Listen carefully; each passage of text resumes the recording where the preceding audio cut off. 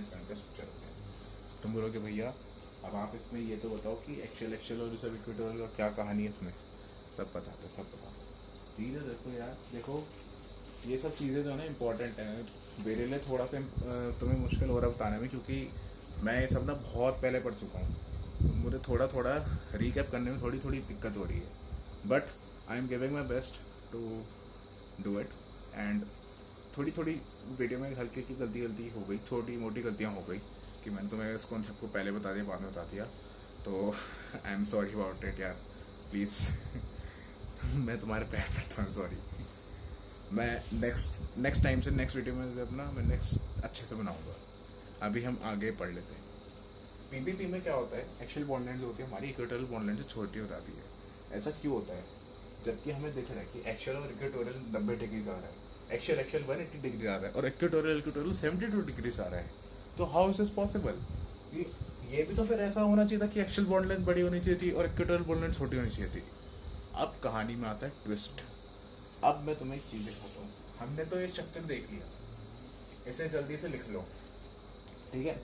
इसे जल्दी से लिख लो, मैं आगे बताता हूँ कैसे।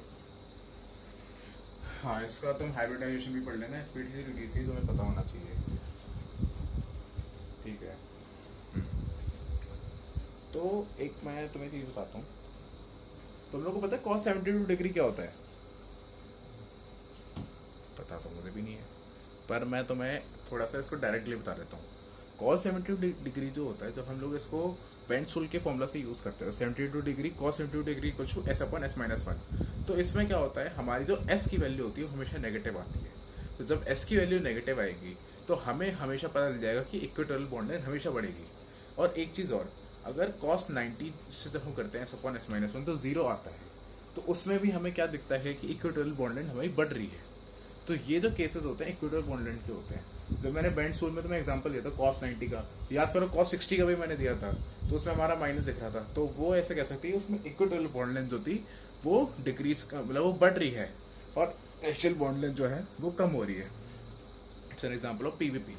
तो पीवीपी में हमेशा याद रखना, जब भी ऐसे क्वेश्चन आएंगे जिसमें cos 72 डिग्री या 90 डिग्री लेगा, तो उसमें जब भी अगर नेगेटिव वैल्यू आती है या मतलब कम वैल्यू आती है, जैसे हम लोग ने वो वाला क्वेश्चन देखा था cos 120 डिग्री, तो उसमें 33.33% आया था, तो वो ज्यादा था, जीरो से तो ज्यादा था ना, और तुम्हारा -1 से भी ज्यादा था। तो अगर वो ज्यादा था इसलिए उसमें क्या था, एक्सियल बॉन्ड लेंथ भी बढ़ रही थी, उसमें तुम्हारा एस कैरेक्टर बढ़ रहा था, थीटा बढ़ रहा था, बॉन्ड लेंथ डिक्रीज करी थी। तो इसलिए याद रखो, इसको थोड़ा सा याद रखो, थोड़ा सा कंफ्यूजिंग हो सकता है एट टाइम्स, तो इसे याद रखना अच्छे से। यार लाइट वापस चली गई। ये सोसाइटी का पावर बैकअप बहुत ही लोड़ू है यार, बहुत ही कांडू। Sorry sorry sorry sorry sorry sorry, ये फालतू है। अच्छा मैं इसमें बताता हूँ, cos 90 जीरो हो गया, cos 72 डिग्री नेगेटिव आ रहा है, cos 120 डिग्री नहीं, cos 60 डिग्री भी नेगेटिव था।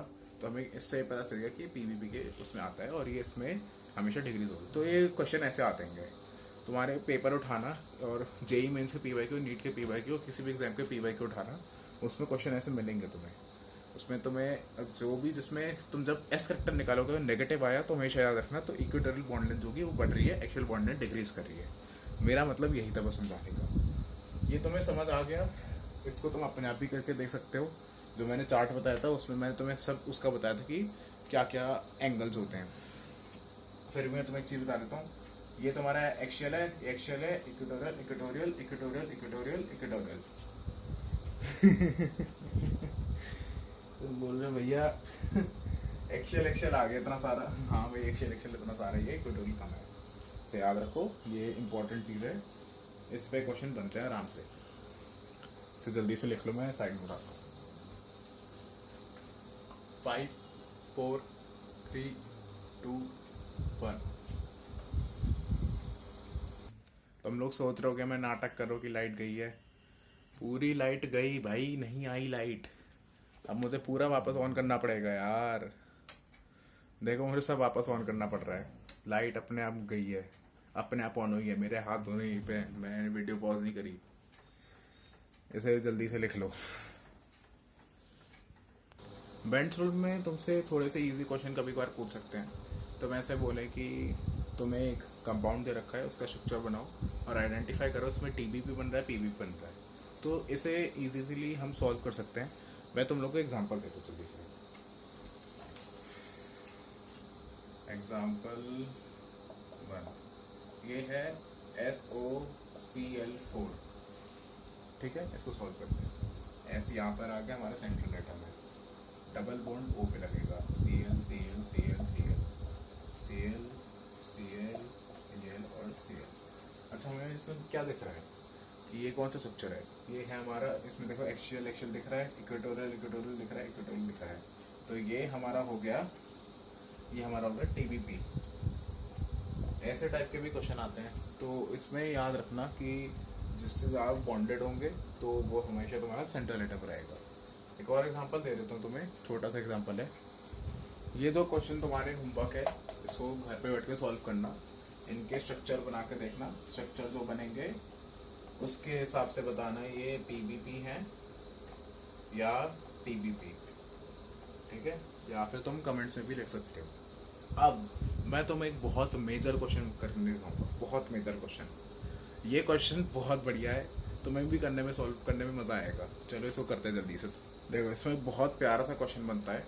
ऐसे तुम्हें कोई और भी कंपाउंड दे देंगे, तो जो मैंने टेबल बताई थी, जो पुरानी वीडियो में मैंने टेबल बताई है, उसे रट लो, उसे अच्छे से समझ लो, उसमें बॉन्ड एंगल जो है अच्छे से समझ लो, क्योंकि उसी के बेसिस पे क्वेश्चन बनाएंगे। अगर तुमने बस उनके वो रट लिए ना, एंगल ही रट लिए, हर स्ट्रक्चर को रट लो और स्ट्रक्चर के एंगल रट लो, मैं बता रहा हूँ तुम्हें कोई नहीं हरा सकता इसमें केमिकल बॉन्डिंग में, सच्ची बता रहा हूँ। मैं 2 मिनट की वीडियो और एक्सटेंड करूंगा क्योंकि क्वेश्चन इंपॉर्टेंट है। ऐसे टाइप के क्वेश्चन आराम से आते हैं। इसमें देखो क्या है, predict the hybridization of H2O and percentage S character if cos 104.5 degree जो हो वो -0.25 गिवन हो। तुम्हें हमें क्या पता है कि H2O का बॉन्ड एंगल होता है cos, इसका होता है 104.5 डिग्री होता है। पर अगर इसमें थोड़ा संशोधन कर दे, बोले कि इसको हम लोग -0.25 ले रहे हैं, अब क्या होगा, इसका कहते हैं हाइब्रिडाइजेशन और परसेंटेज S करेक्टर। चलो जल्दी से निकालते हैं। देखो हाइब्रिडाइजेशन हमें आराम से पता है, इसका sp3 होगा। देखो मैं बताता हूँ कैसे। अगर इसका स्ट्रक्चर बनाते हैं O और H H H H H2O, तो इसमें हमारा क्या होगा, इसमें हमें 2 लोन पेयर दिखेंगे और 2 sigma bond, 2 lone pair 2 sigma bond 4 हो गया। तो ये हो गया हमारा sp3। अब इसमें से जल्दी से इसको जल्दी से सॉल्व कर देते हैं, बहुत जल्दी से। हमारा पहला पार्ट कंप्लीट हो गया, हाइब्रिडाइजेशन कंप्लीट। अब निकालना है percentage S character. Percentage S character कैसे निकालना है, cos 105 में दिया है -0.25 इक्वल्स S अपॉन S-1। इसको जल्दी से सॉल्व करते हैं। ये हो जाएगा -0.25 इंटू S माइनस ये हो जाएगा प्लस 0.25 इक्वल्स S। तो इसको हम भेज देंगे इधर, तो ये हो जाएगा 0.25 इक्वल्स S प्लस 0.25 S, ठीक है। इसको यहाँ सॉल्व करते हैं आगे, तो ये हो जाएगा S इक्वल्स 0.25 प्लस S, ये हो जाएगा हमारा 1.25 S, हाँ 1.25 S, 1.25 S, ठीक है। अब क्या करना है, इसमें एक चीज हमें शायद से कहीं पे मिस करती है,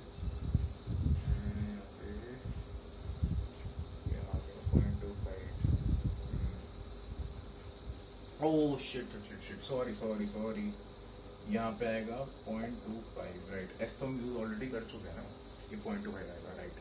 तो अब क्या करेंगे, S इक्वल्स 0.25 अपॉन 1.25, ठीक है। इसको अपने आप सॉल्व करना, मैं यहाँ पे जल्दी से सॉल्व कर देता हूँ।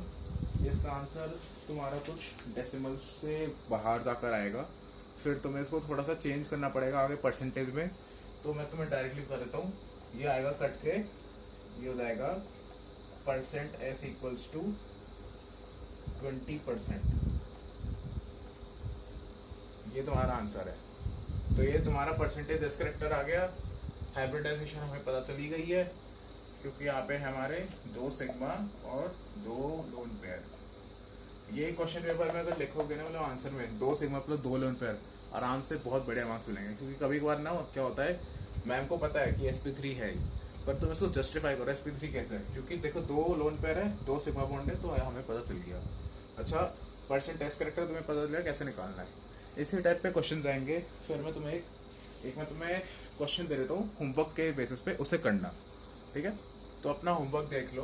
होमवर्क क्या है तुम्हारे पास, तुम्हें हाइब्रिडाइजेशन और परसेंट टेस्ट करेक्टर निकालना है फॉर द गिवन कंपाउंड्स। एक तो है NH3, तुम्हें पता है NH3 पे यहाँ पे लोन पेयर आएगा, ठीक है। मैं तुम्हारे लिए लिख देता हूँ, सिर्फ तुम्हारे लिए आसानी हो जाए थोड़ी सी, ठीक है। NH3 और दूसरा मैं दे देता हूँ तुम्हें, दूसरा देता हूँ मैं तुम्हें थोड़ा सिंपल दे देता हूँ, CH4। अच्छा, मैं इसमें तुम्हें कॉस की डिग्री देता हूँ। NH3 में कॉस की डिग्री क्या थी हमारी, NH3 में थी, हाँ, कॉस 107 डिग्री। ये हमारा 160 डिग्री था, तो ये तुम्हारा कॉस आएगा, ठीक है। अच्छा, CH4 में क्या था कि CH4 में थी हमारा टेट्राहेड्रल स्ट्रक्चर था, जो टेट्राहेड्रल का होता है 109.5 डिग्री, राइट। तो ये था 109.5 डिग्री, ये हमारा कॉस में, ठीक है। तो मैं इसमें बता देता हूँ अब कि ये जो है, इसमें कॉस की वैल्यू होगी -0.89 ले लेते हैं, ठीक है। 89 इसमें तुम्हारी वैल्यू होगी, और इस वाले में तुम्हारी वैल्यू होगी कॉस की, कुछ ले लेते हैं इसमें भी मैं तुम्हें नेगेटिव ही दे देता हूँ, तो -0.29 और -0.89 कर लोगे, ठीक है। इसी बेसिस पे करना है जैसे हमने निकाला था। परसेंटेज एस करेक्टर लास्ट में परसेंटेज में आएगी, ठीक है। जब भी परसेंटेज एस करेक्टर निकालो तो लास्ट में परसेंटेज ऐड का साइन लगा देना, ठीक है, परसेंटेज साइन लगा देना। तो ये तुम्हारा क्वेश्चन है CH4 और NH3 का, इसे कर लेना। और इसी के साथ तुम्हारा बेंड्स रूल जो है फाइनली खत्म होता है, सफिशिएंट है, बेंड्स रूल खत्म हो गया। नेक्स्ट क्लास में हम लोग बैक बॉन्डिंग स्टार्ट करेंगे। बैक बॉन्डिंग बहुत ही ज्यादा मेजर टॉपिक है, वो इससे भी बड़ा है। बैक बॉन्डिंग लिटरली सब जगह यूज होता है। आज की क्लास मान ली थोड़ी बड़ी हो गई, बट ये वीडियो बहुत इंपॉर्टेंट है, देखना जरूर। जितनी बार भी देखो मुझे फर्क नहीं पड़ता, पर ये तुम्हें आना चाहिए, ये समझ में आना चाहिए। तो आज के लिए बाय, गुड नाइट। कल ये वीडियो तुम्हारे पास आ जाएगी, रात में भी अपलोड डालूंगा तो सुबह आ जाएगी तुम्हारे पास। तो गुड नाइट, शब्बा खैर। और नेक्स्ट वीडियो नेक्स्ट वीक आएगी, नेक्स्ट वीक सैटरडे के अराउंड आएगी। सैटरडे पे आ जाएगी पक्का, सैटरडे को पक्का आएगी किसी भी टाइम पे। चलो फिर बाय, गुड नाइट, शब्बा खैर। और thank you for supporting me this long. I am sorry कि मैंने इस टाइम तक वीडियो नहीं डाल पाया, तो I am sorry and I try to mend up my mistakes. Bye.